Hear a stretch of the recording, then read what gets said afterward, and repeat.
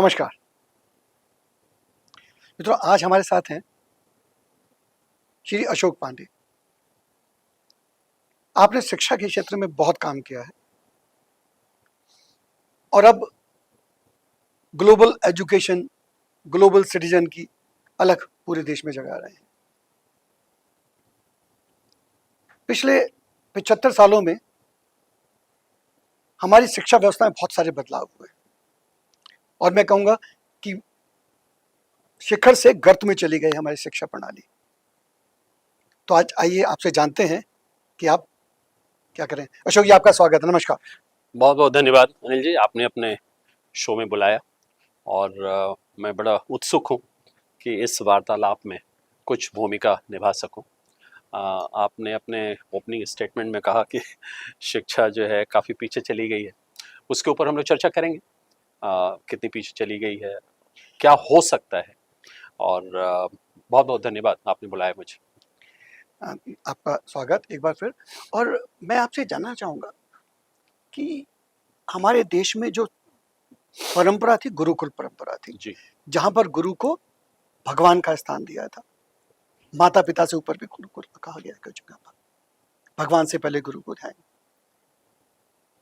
और आज की जो मॉडर्न व्यवस्था है एजुकेशन की, उसमें कहाँ समन्वय देख पाते हैं आप? बहुत अच्छी शुरुआत की आपने अनिल जी। तो अगर हम गुरुकुल की बात करें तो गुरुकुल एक शिक्षा व्यवस्था थी। अब वो शिक्षा व्यवस्था में वो कौन कौन सी धुर थे या वो कौन कौन सी ऐसी बातें थी जिनको आज हम लोग एक तरह से मिस कर रहे हैं, या एक तरह से ये कहें कि उसकी कमी हमें खल रही, और उसकी कमी की वजह से जो हम शिक्षा व्यवस्था की पूरी कमियों की बात करते हैं, उसमें जो गुरुकुल परंपरा की 3-4 मूलभूत बातें मैं आपको बता दूं। पहला क्या था, जो सबसे बड़ी बात थी गुरुकुल में, कि आपने तो पहले तो आपने बता ही दिया, जिसको हम कहते हैं रेवरेंस फॉर टीचर, टीचर के प्रति सम्मान। वो तो सबसे बड़ी बात थी, उसमें तो कोई दो राय है ही नहीं।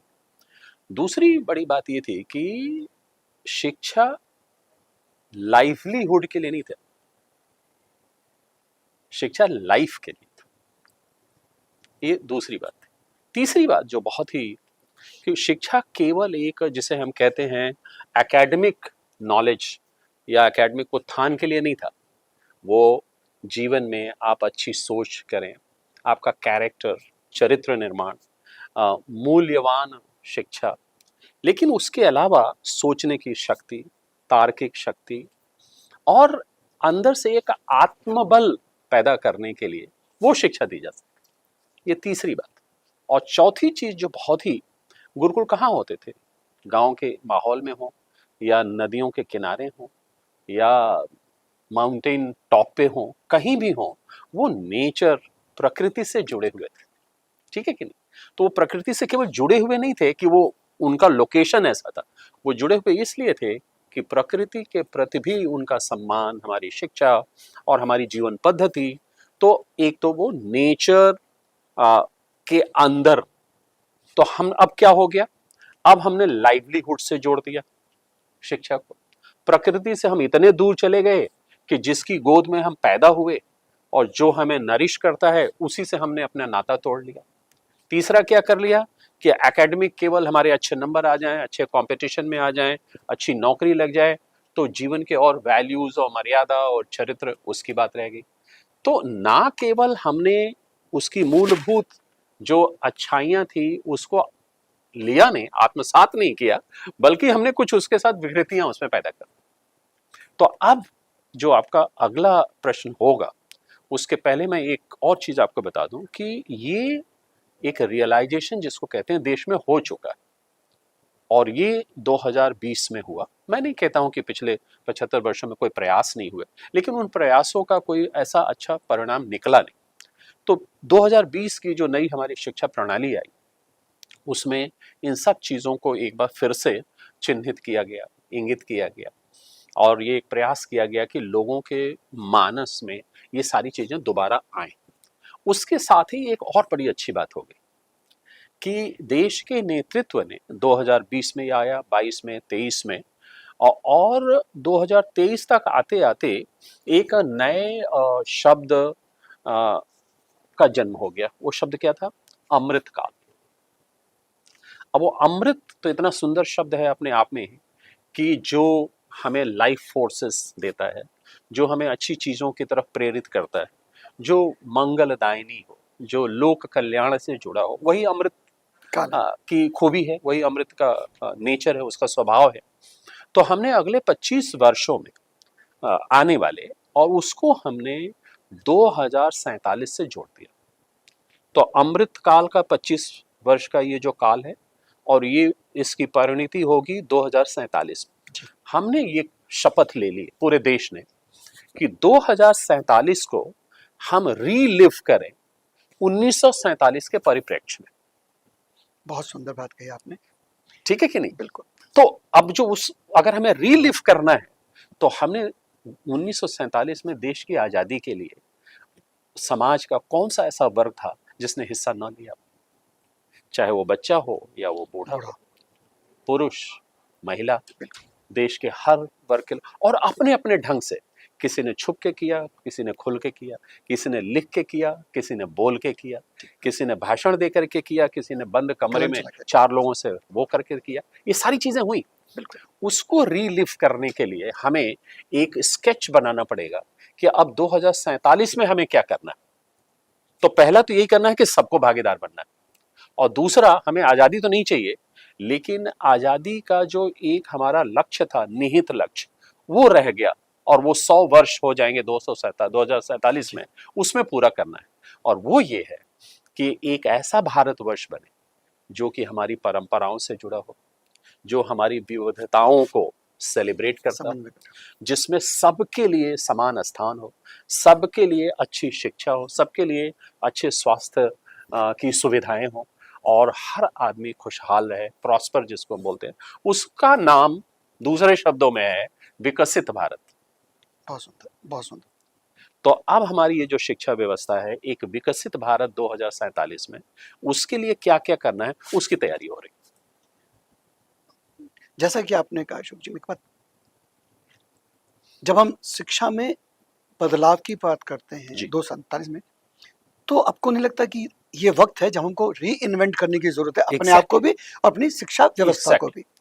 और जब हम शिक्षा व्यवस्था की बात करते हैं, तो उसमें शिक्षा पद्धति और शिक्षा व्यवस्था दोनों का समन्वय जरूरी है। बिल्कुल। उसको आप किस निगाह से देखते हैं?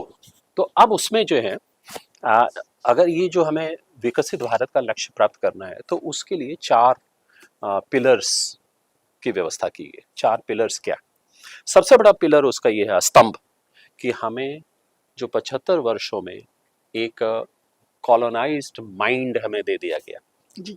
कि हम हर तरह से अपने देश को छोटा समझें, देश को दूसरे की तुलना में कम आंकें, देश की जो विविधता है, धरोहर है, एंशिएंट विजडम है, उस सबको हमने अलग कर दिया। तो उदाहरण के लिए मैं आपको बता दूं कि अगर मैंने ये प्रयोग किया है, इसलिए मैं आपको बता रहा हूँ कि बड़े बड़े जगह जो है, हमने लोगों से पूछा कि 4 विदेशी वैज्ञानिकों के नाम बताएं, 2 सेकंड में 50 नाम आ जाते हैं। उसी सवाल को जब मैं फ्लिप कर देता हूं कि अगले 3 मिनट में 20 भारतीय वैज्ञानिकों के नाम बताएं, लोग आगे पीछे देखने लगते हैं। ये हमारे कॉलोनाइज माइंड का पहला ये है। दूसरा कॉलोनाइज माइंड कि हमें 2-3 नैरेटिव्स, जो वेस्टर्न नैरेटिव्स आए कि इंडिया जो है पिछड़ा हुआ देश है, इंडिया में महिलाओं को उचित स्थान नहीं मिलता है, इंडिया का कोई योगदान नहीं है विश्व के वैज्ञानिक खोज में, विश्व की गणितीय खोज में, विश्व की भूगोलीय खोज में। अब ये सारी चीज़ें जो हैं बड़ी पीड़ादायिनी है, और ख़ास तौर से जब हमारे बच्चे उन्हीं को मान के ये, उनको सारी माय गॉड हम कौन से देश में पैदा हो गए जहाँ पे इतनी सारी प्रॉब्लम्स है, जिस देश का अपना कोई इतिहास नहीं है, जिस देश की कोई विरासत नहीं है, जिस देश की कोई धरोहर नहीं है। ये हमें पिछले 75 वर्षों से बताया गया, उसको हमें डीकॉलोनाइज करना है। तो डीकॉलोनाइजेशन के लिए जरूरी है कि हम अपने एंशिएंट विजडम को वापस लाएं, अपने भारतीय ज्ञान परंपरा को वापस लाएं, अपनी विविधता को लाएं। लेकिन इस सब के लिए भी जो जरूरी चीज है, जो आप शुरू में कह चुके हैं और मैं भी कह चुका हूं, कि एक सुंदर मानव निर्माण, और सुंदर मानव निर्माण का जो धरातल है वो है चरित्र, चारित्रिक विकास। बिल्कुल। ये अब हमें करना है, बाकी चीजों तो अपने आप हो जाएंगी। जी, पुरानी कहावत है, अगर आपको किसी देश को खत्म करना है तो उसकी सांस्कृतिक विरासत को खत्म कर जी दीजिए।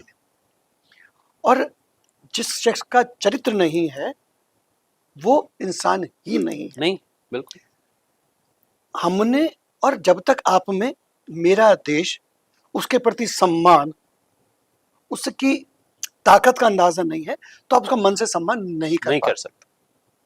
जैसा आपने कहा, जब भी हम किसी को डिकोड करने की बात करते हैं, उसको मिटाने की बात करते हैं, तो मिटाना शब्द बड़ा मुश्किल हो जाता है। किसी चीज को मिटाना, जी, आपको नहीं लगता कि हमको अपनी चीजों को याद करने की जरूरत है, बिल्कुल उसको दोहराने की जरूरत है। बिल्कुल। और आज हमारा जो शिक्षा व्यवस्था की जो मैं बात कर रहा हूँ, पहली शिक्षा, शिक्षक जो है किसी बच्चे की, उनके माता पिता होते हैं और जी। माँ पे।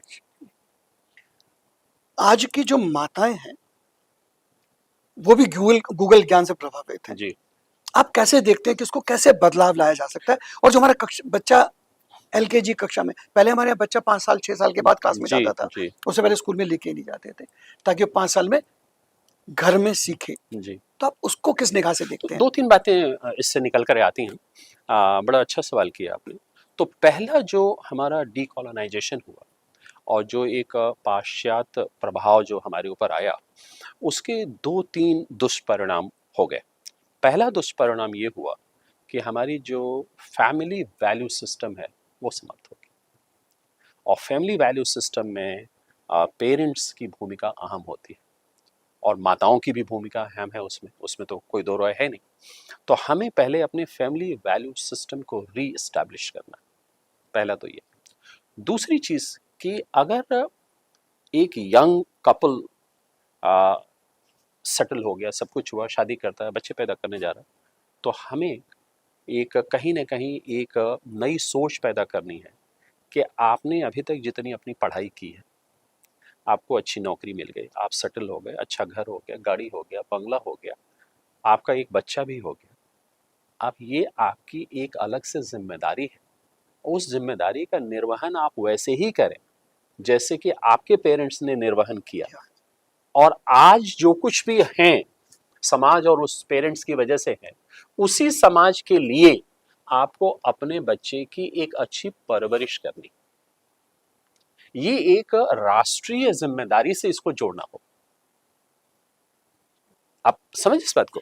तो मैं अपने पेरेंट्स से, और इतने पिछले 3 दशकों में जब ये बात कहता था तो शुरू शुरू में पेरेंट्स को बड़ा अटपटा लगता था। मैं उनसे ये कहता था, जिस दिन ये 12वीं में आपका बच्चा पढ़ के चला गया, कॉलेज में चला गया, अब वो मान लीजिए कि वो डॉक्टर बनने जा रहा है, तो मैंने उनसे कहा कि 12वीं तक आपने पढ़ा लिखा के किया, आपने अपने पेरेंट की जिम्मेदारी तो निभाई ही, आपने इस देश के लिए भी अपनी जिम्मेदारी निभाई।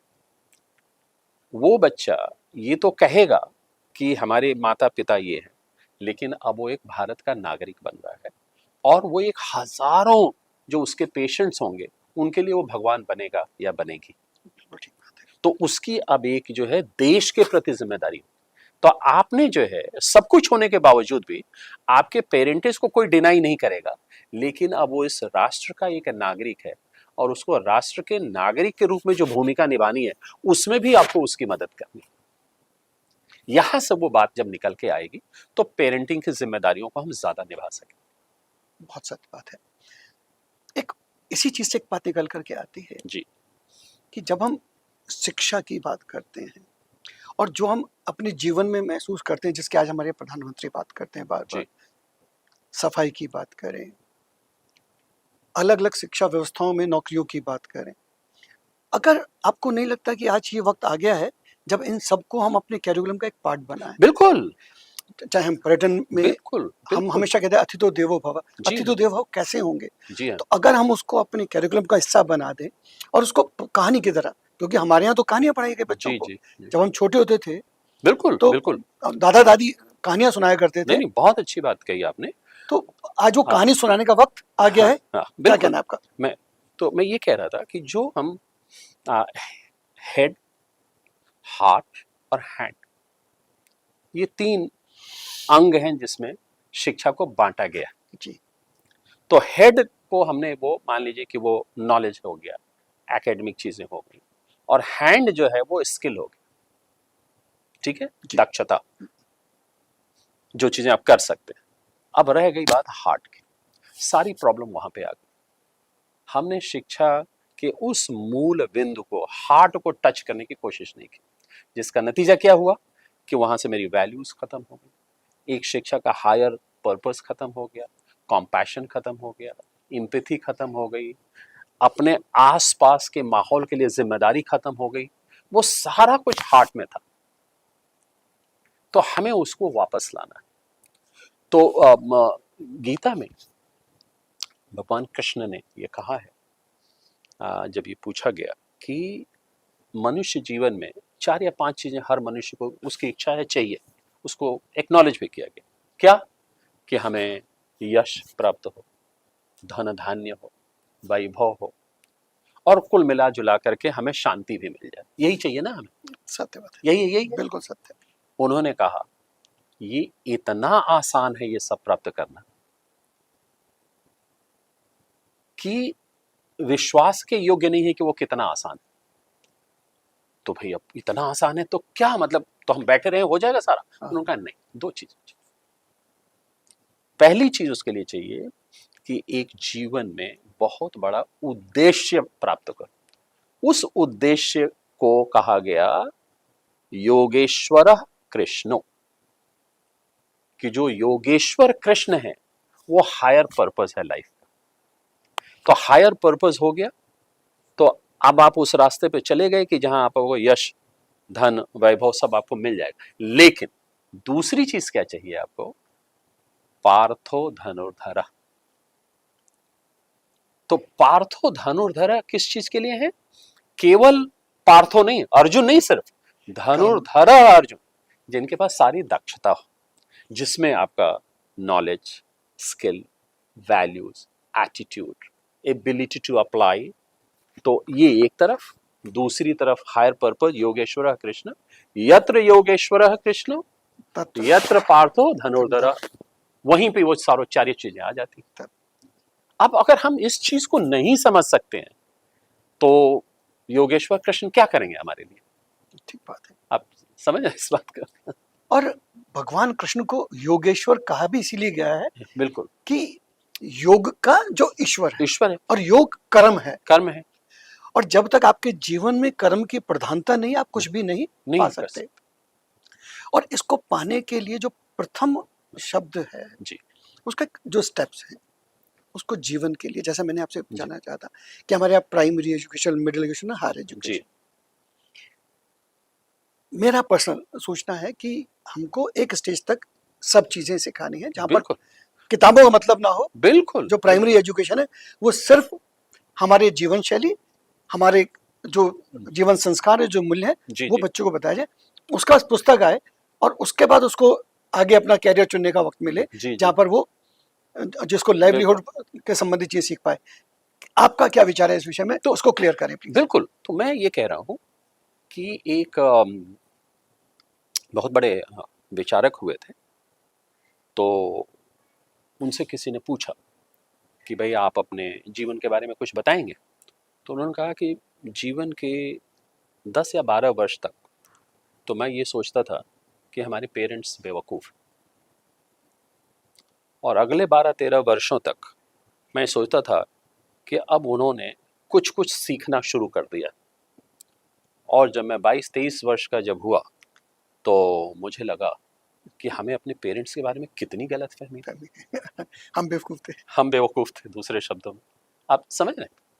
तो कहने का मतलब ये है कि हमें बच्चे की जो एक ग्रोथ है वो तो होगी, लेकिन हमें उसको मॉडिफाई तो करना है ना।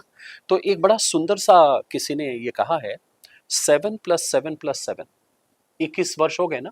इस 21 वर्ष को कैसे बांटना है? पहले 7 वर्ष, दूसरे 7 वर्ष और अगले 7 वर्ष। पहला 7 वर्ष जो है बच्चे को केवल खेलना है, वो सारे सामाजिक मूल्य और एक्सपीरियंशियल वो सारी चीजें सीखेगा। अगले 7 वर्ष जो है उसको पढ़ाइए, और बाकी के 7 वर्ष जो है उसको गाइड करिए। सत्य बात है, मार्गदर्शन कीजिए उसका। ठीक है कि नहीं, मार्गदर्शन करिए उसका। तो यही है, कई विदेशों में या अपने यहाँ भी पहले 6-7 वर्ष के पहले तो बच्चे क्लास में जाते ही नहीं थे स्कूल में, ठीक है कि नहीं। लेकिन अब अगर 1 साल में ही 2 साल में ही जा रहे हैं और ऐसी एक समस्या बन गई है या व्यवस्था बन गई है, तो कम से कम जो हमारे वो higher purpose of life, higher purpose of education, उसको जो है समाज के प्रति उसकी जिम्मेदारी, विद्या ददाति विनयम, विद्या, भाई शुरुआत तो वहां से होनी चाहिए ना, बिल्कुल बिल्कुल। कि आपकी विद्या जो है उससे आप विनय की प्राप्ति करें ना, ह्यूमिलिटी पहले आनी चाहिए, उससे जो है आपकी पात्रता बनेगी, वो पात्रता, एलिजिबिलिटी, योर नॉलेज, स्किल, नौकरी इत्यादि, फिर आप उससे धन प्राप्त करिए। लेकिन धन प्राप्त करने के बाद क्या करिए आप, come back and give back to the society, लोक कल्याण। तो आप देखिए इतनी सुंदर व्यवस्थाएं हैं हमारी और हम इसकी तो चर्चा ही नहीं करते। तो जब हम इसकी चर्चा नहीं करेंगे तो हम एक अच्छा देशवासी कैसे बनाएंगे, हम एक ऐसे चरित्र का निर्माण कैसे कर पाएंगे। Sir the same knowledge without principles, वो ज्ञान जिसके अंदर वैल्यूज ना हो, values वो ना हो, डेंजरस है, वो खतरनाक है। वो बहुत डेंजर है। ये हमारी व्यवस्था को यहाँ तक पहुँचाने की बात है। अब जो सिस्टम इसको देता है, जी मैं आपको एक बहुत छोटा सा एग्जांपल देता हूँ।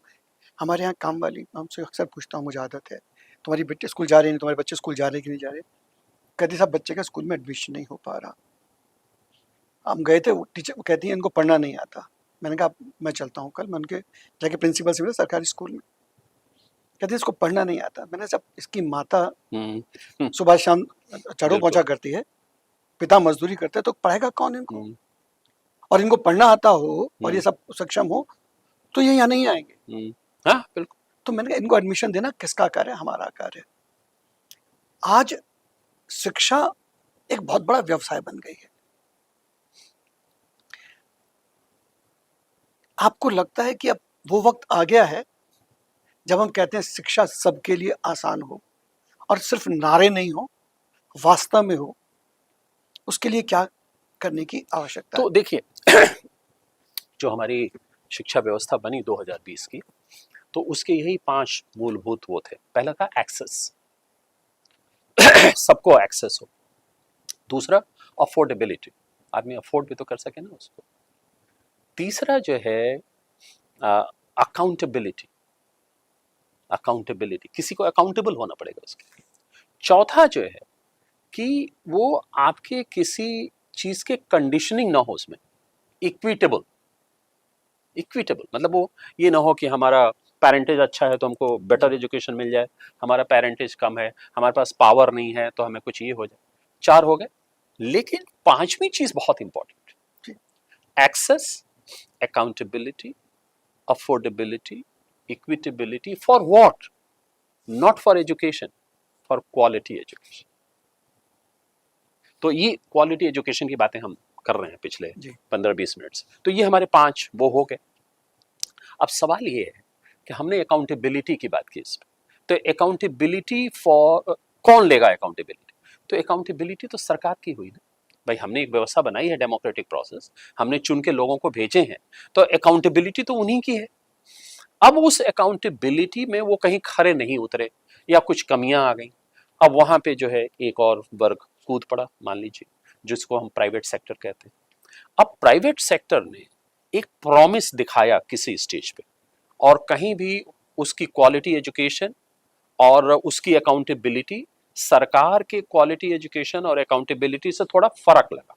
अब लोगों ने वहां पे दौड़ना शुरू कर दिया जी। अब जब दौड़ना शुरू कर दिया तो ये ह्यूमन नेचर है, या किसी भी व्यवस्था में एबरेशंस तो आ जाएंगे। अब वहां एबरेशंस आने शुरू हो। अब उस एबरेशन के लिए हमने कोई ऐसी व्यवस्था नहीं बनाई कि हम, 2 चीजें होनी चाहिए। अच्छी व्यवस्था केवल हमें गलतियों को सुधारना नहीं चाहिए, अगर कोई अच्छा काम कर रहा है तो उसको जो है एक सुंदर माहौल भी देना चाहिए कि उस माहौल में वो फ्लरिश कर सके, वो पुष्पित हो सके, पल्लवित हो सके। तो अब ये एक टेंशन चल रहा है हमारी सोसाइटी में कि आज की तारीख में अगर देश का आंकड़ा देखें आप, तो लगभग 50% बच्चे प्राइवेट में जा रहे हैं और 50% बच्चे गवर्नमेंट स्कूलों में जा रहे हैं लगभग, जबकि गवर्नमेंट स्कूलों की संख्या 60% से ज्यादा है, बिल्कुल 65 के आसपास है, जी जी। और केवल 35 से 40% प्राइवेट विद्यालयों में 50% बच्चे आ रहे हैं। तो इसका मतलब ये हुआ कि गुणवत्ता शायद उनको मिल रही है, प्रॉब्लम अफोर्डेबिलिटी में आ रही है कि वो अपने साथ सैक्रिफाइस करके या अपनी कहीं खर्चे को करके मतलब कॉम्प्रोमाइज कर रहे हैं। तो इसकी व्यवस्था होनी चाहिए कि education in my opinion must be affordable, उसके लिए एक व्यवस्था होनी चाहिए। मैं ये कहता हूँ, मैं तो कितने लोगों से मिला हूँ अपने इस क्षेत्र में, और मैं सबसे ये कहता हूँ, मेरी हाथ जोड़कर आपसे प्रार्थना है कि अगर आप शिक्षा में हैं तो शिक्षा को व्यवसाय प्रॉफिट के लिए मत बनाइए। प्रॉफिट के लिए तो बहुत सारे व्यवसाय हैं, आप कोई भी व्यवसाय करिए, कर लीजिए, ठीक बात है। और सरकार तो आपको और इनकरेज करेगी उसमें, आपको उसमें प्रॉफिट कमाने की इजाजत भी है हाँ, और सपोर्ट भी करेगी। और सपोर्ट भी करेगी, आपको सब्सिडी है, लोन है, फ्री या सब्सिडाइज लैंड है, इलेक्ट्रिसिटी है, सब कुछ है। लेकिन एजुकेशन को अगर हम व्यवसाय ना बनाएं तो ये देश के लिए बहुत अच्छी बात है। सर एक और चीज़ देखने में आई है, आजकल जब बच्चों का स्कूल में एडमिशन होता है तो इंटरव्यू बच्चे का नहीं होता, उसके पेरेंट्स का भी होता है। नंबर 2, जैसा अभी आपने कहा शिक्षा की अफोर्डेबिलिटी की बात, सरकार ने जितने प्राइवेट सेक्टर हैं सबको कहा है कि वो 2% सोशल कॉज पे खर्च करना है। बिल्कुल। और जहाँ पर व्यवसाय होता है कि सब जी। ये 2% दिया, 1% मेरा, 1% आपका, या ये खूब कॉमन है।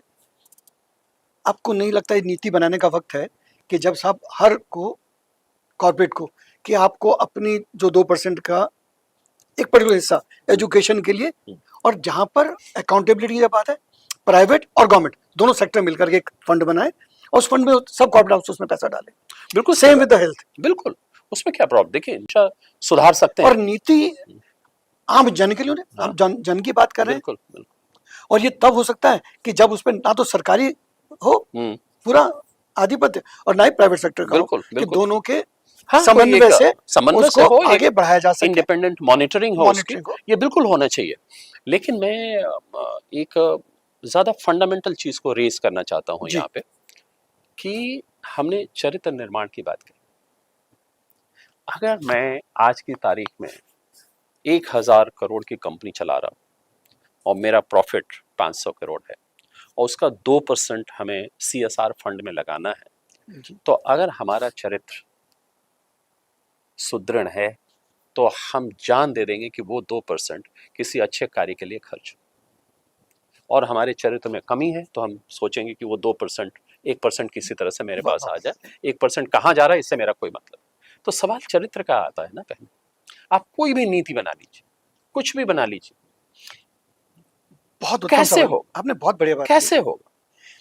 फिर मैं वापस उसी सवाल पर आता हूँ कि जब हम एजुकेशन की बात करें, मैंने आपसे पहले बच्चों की बात की, फिर पेरेंट्स की एजुकेशन की बात की, अब मैं बात करता हूँ एजुकेशन हमारे नीति निर्माताओं के लिए, एजुकेशन हमारे सोशल जस्टिस में बैठे लोगों के लिए, एजुकेशन हमारे टीचर्स के लिए। तो जितने विभाग उन सब के लिए एक एजुकेशन का सिस्टम हो जहाँ पर टाइम टाइम जगाना पड़े, सब धूल जम गई है, बिल्कुल इसको झाड़ते रहें, बिल्कुल बिल्कुल। और जहाँ पर उन चीज़ों को सही मायनों में इस्तेमाल की आवश्यकता है। क्या कहेंगे आप इस विषय में? नहीं, इससे बढ़िया तो सुझाव कुछ हो ही नहीं सकता। और इसीलिए मैं ये कहता हूँ कि हमारी जो डेमोक्रेटिक प्रोसेस है और इस पे जो है ग्रास रूट लेवल पे जो है उसकी आवाज़ हो, वो अपनी आवाज़ उठाए। मैं आपको बताऊं, स्वामी विवेकानंद जी ने कहा जी। कि बच्चे को हम क्या पढ़ा सकते हैं, उसके अंदर तो एक इनर परफेक्शन है। आप बहुत ज़्यादा कर सकते हो, 30 मार्क हाँ हो, आप उसको मैनिफेस्ट करो, ठीक है ना। दूसरा, जॉन डुवे बहुत बड़े शिक्षाविद हुए हैं, तो उन्होंने ये कहा कि बच्चे के अंदर जो है एक एक्सपीरियंशियल लर्निंग का माहौल पैदा करें। रविन्द्रनाथ टैगोर जी ने क्या कहा, क्रिएटिविटी और जॉय, ये दो चीजें लर्निंग में आ जाएंगी तो सबसे अच्छी। लेकिन आपको मैं बताऊं, ब्राजील का एक विचारक है जो बड़ा कंट्रोवर्शियल हो गया अपनी बात कह के, लेकिन मुझे उसकी बात बहुत अच्छी लगी। उसे पता है उसने क्या कहा? जी। फ्रेयर उसका नाम है, और उसने एक किताब लिखी और उस किताब का नाम है पेडागोजी ऑफ द ऑपरेस्ड। उसने कहा कि ये सब तो ठीक है, जो ऑपरेस्ड है, मार्जिनलाइज्ड है, जिसको डिनाई किया गया है, वो ये तय करे कि उसको क्या पढ़ना है और उसको कैसे पढ़ाना।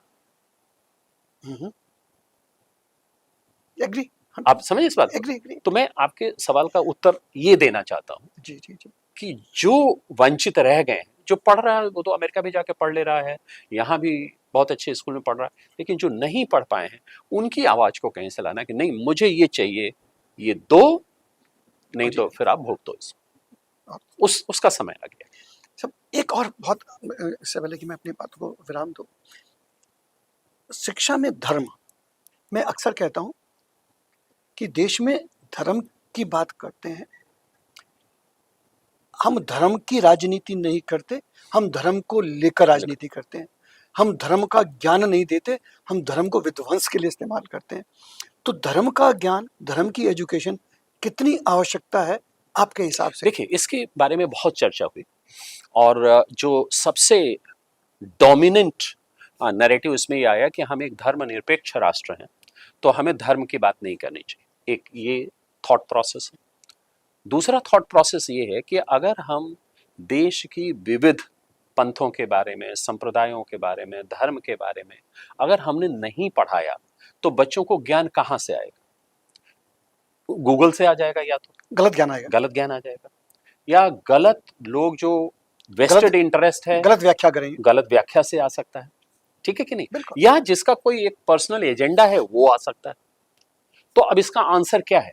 इसका आंसर ये है कि हमें देश का जो संविधान है वो भले धर्मनिरपेक्षता की बात करता है, लेकिन जो धर्मनिरपेक्षता की परिभाषा है वो क्या है कि सभी धर्मों के प्रति समभाव। समभाव। तो अब हम ये तो बता ही नहीं रहे कि वो धर्म क्या है, उनके प्रति समभाव क्या है। ये हम ना बता करके कॉन्स्टिट्यूशन की मूल भावना को ही हम नहीं लागू कर पाए। सब अब जो आपने कहा, एक बहुत इंपॉर्टेंट क्वेश्चन निकल के आया जी। उससे। हमारे जो कॉन्स्टिट्यूशन की मूल भावना है, सबके लिए समान अधिकार, बिल्कुल उसमें शिक्षा का अधिकार भी है। बिल्कुल बिल्कुल। और जब हम शिक्षा में आरक्षण की बात करते हैं, मेरा हमेशा से मानना रहा है, आप आरक्षण दीजिए, किस बारे में दीजिए? आप उसको पढ़ने के बराबर मौके दीजिए जी। उसको बराबर ज्ञान मिले, उसके लिए उसकी फाइनेंशियल सपोर्ट कीजिए, अलग से ट्यूटर लगाइए। पर जब चुनने की बात है, जब कंपटीशन की बात है, तो उसमें आरक्षण नहीं होना चाहिए किसी भी तरीके से। कारण क्या है कि आप एक अच्छे विद्यार्थी को एक कम ज्ञान वाले विद्यार्थी से पिछाड़ देते हैं, तो आपकी अंदर की जो आत्मा है वो मर जाती है। तब आप में दुराव, दुर्भाव और गैप आता है। अगर आपको सोसाइटी का गैप खत्म करना है तो आपको समभाव हर तरीके से रखना पड़ेगा कि आप ऊंची जाति के हैं, आप इससे वंचित रह जाएंगे, आप नीची जाति के हैं, आपको तो जाति कोई नीचे नहीं होती, आदमी का कर्म। और हमारे जो धर्मशास्त्र हैं वो तो हमेशा से कहते रहे हैं, वाल्मीकि पूजे जाते हैं, कौन जाति की बात करता है? भगवान राम शबरी के पेड़ खाते हैं, कौन जाति की बात? तो जाति की बात तो उन्होंने की जिन्होंने देश को तोड़ने की बात की। तो आप इसको कैसे लगता है, कैसे इसमें समन्वय बैठाएं, कैसे इसको ठीक किया जाए? देखिए, ये एक राजनीतिक प्रश्न हो सकता है। देश के सामने ये एक बहुत बड़ा प्रश्न भी है। इसके ऊपर डिबेट, डायलॉग सब कुछ होना चाहिए।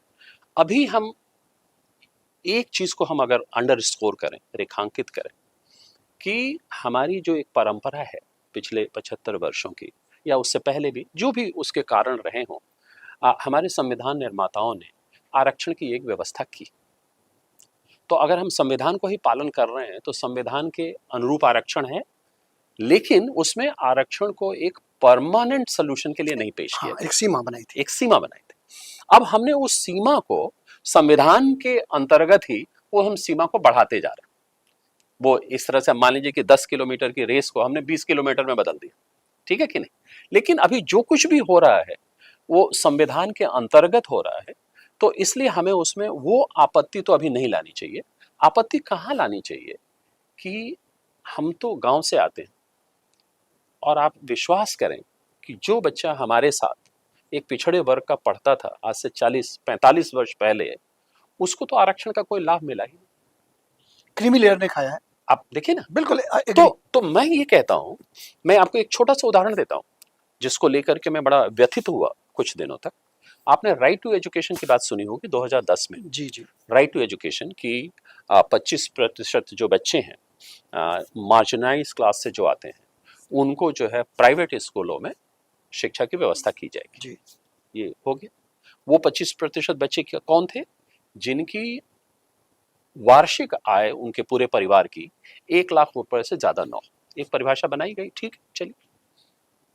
अब क्या हुआ बाद में, उसमें उसको इकोनॉमिकली वीकर सेक्शन की जगह सोशली डिसएडवांटेज सेक्शन जोड़ दिया गया। गलत कर दिया उसको। हाँ अब देखिए, अब सोचिए जरा, अब वो 25% बच्चे आ रहे हैं ना, उनका मान लीजिए 100 बच्चों ने अप्लाई किया और अगर मान लीजिए वो लॉटरी निकल रही है, तो अब वो लॉटरी में 5 लाख की इनकम वाला, 6 लाख की इनकम वाला जो अपर क्रीमी लेयर का है, वो सब लोग उसमें शामिल हो गए।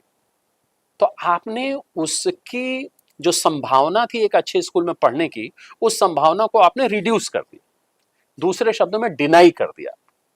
भाई सवाल ये है कि हम गरीब जो लास्ट व्यक्ति था उस पंक्ति में, उसके लिए हम कर रहे थे, आपने जो है शुरू के 10 वालों को भी उसी में जोड़ दिया। सब जो अंत्योदय की परिकल्पना थी तो वो तो वही था, समाज के आखिरी पायदान पर खड़े आदमी के लिए किया जाए। पर हमने उसको, जी हाँ, मैं जो बात कर रहा था, मेरा कहने का मकसद यही था कि उसको सुविधाएं दें जो वीकर सेक्शन है, वही मैं कह रहा हूँ, उसको हम जाति से ना जोड़ें, जाति से ना जोड़ें, उसको फाइनेंशियली वीकर सेक्शन को इसमें सपोर्ट दीजिए। समय समय पे सुधार हो रहे हैं। इस गवर्नमेंट ने तो 10% इकोनॉमिकली वीकर सेक्शन को भी जोड़ा है उसमें। तो देखिए क्या होता है ना कि किसी भी देश में जब विमर्श होता है ना, और हमारी जो परंपरा है या जो डायलॉग की परंपरा है, ये भी गुरुकुल से आया है। जी जी। तो हमें उस परंपरा को जीवित रखना है। संसद है, वहां पे इन सब चीजों की चर्चा होनी चाहिए। कॉम्पैशन जरूर होना चाहिए दिल में कि बहुत लोग वंचित रह गए हैं, तो उनको हमें छोड़ना नहीं है, भले हमें कुछ लोगों को तकलीफ उससे हो जाए। मूल तो हमारी भावना तो हमारी वो रहनी चाहिए, ठीक है कि नहीं? अब उस भावना में हम कितने दिनों में और कितनी जल्दी उससे बाहर निकल आए, इसके लिए तो प्रयास होगा। और यही मेरे ख्याल में 2047 की जो हम बात कर रहे हैं, एक विकसित भारत का स्वरूप हमें मिले, और हमारे जो जितने भी नेतृत्व जो है हमारा, चाहे वो सरकार का नेतृत्व हो या विपक्ष का नेतृत्व हो, उनको इन सब चीजों को ध्यान में रखना पड़ेगा। पांडे जी, हमारे दर्शकों को, हमको इस ज्ञान से भरपूर वार्ता के लिए आपका बहुत बहुत धन्यवाद। ये तो मेरा सौभाग्य है कि आपसे बात करने आप हमारे दर्शकों से कुछ और कहना चाहेंगे तो? दर्शकों से बस 1 या 2 बातें मैं कहना चाहता था कि आपके दर्शकों में बहुत सारे हमारे आपके जैसे भी होंगे जो कि अपने बच्चों को अच्छी शिक्षा देना चाहते हैं, और वो चाहते हैं कि हमारा बच्चा जो है अच्छे विद्यालय में अच्छे टीचर्स के द्वारा पढ़ाया जाए। जी, यही सबकी होती है। मैं आप सभी लोगों से निवेदन करना चाहता हूँ, 40 वर्षों से मैं शिक्षा के क्षेत्र में हूँ। क्या आप अपने बच्चे को अच्छा टीचर बनाना चाहेंगे? मेरा ये प्रश्न। इस देश को अच्छे टीचर्स की आवश्यकता। बहुत बहुत धन्यवाद। Thank you.